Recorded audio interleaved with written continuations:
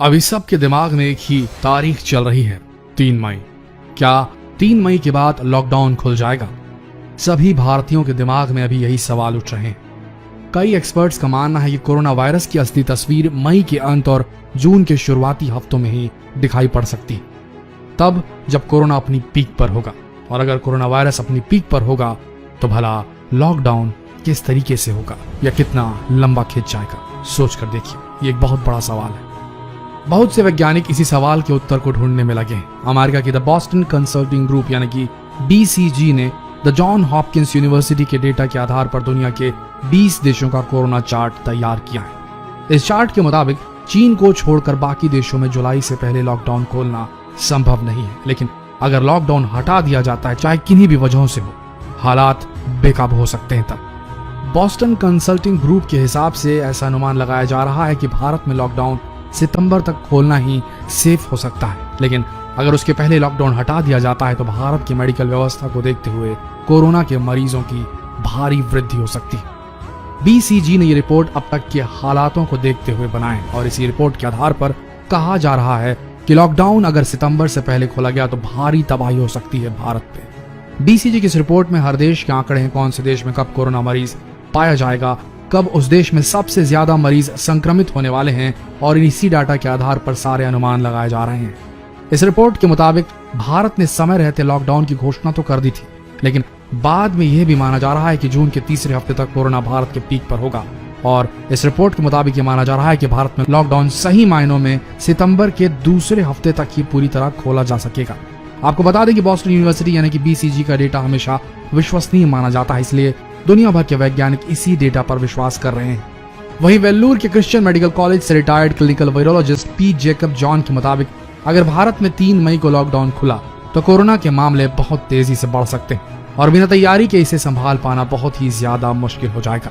3 मई तक लॉकडाउन आसानी से हटाया जा सकता था अगर वक्त रहते वेंटिलेटर, PPE किट और क्वारंटीन सेंटर बना लिए जाते तो, लेकिन आज के हालातों को देखते हुए अगर लॉकडाउन जल्दी से खोला गया तो मुसीबतें और बढ़ सकती हैं। इंग्लैंड के डॉक्टर नीरज पाटिल के अनुसार इंग्लैंड में भले ही 1.25 लाख से ज्यादा कोरोना मरीज हैं, पर उनका कहना है कि कोरोना अभी भी वहां अपनी पीक पर नहीं पहुंचा है और आर्टिफिशियल इंटेलिजेंस के मुताबिक इंग्लैंड में कोरोना मई के महीने में अपनी पीक पर होगा और भारत अभी इससे बहुत पीछे है। और यही अनुमान लगाया जा रहा है कि भारत में कोरोना के मरीज मई जून में सबसे ज्यादा पाए जाएंगे।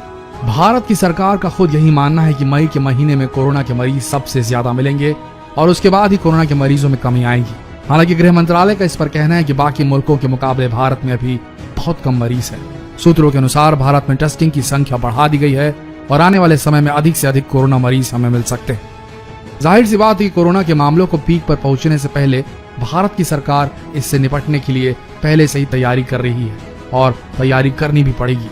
पंजाब के मुख्यमंत्री अमरिंदर सिंह खुद ये कह रहे हैं कि भारत में कोरोना जून मई के महीने में अपनी पीक पर होगा, पर उस समय भारत के 80 से 85% हिस्से संभावित रूप से प्रभावित हो सकते हैं। इतना ही नहीं, भारत के करीब 58% लोग इसके गिरफ्त में हो सकते हैं, ऐसे भी अनुमान लगाए जा रहे हैं।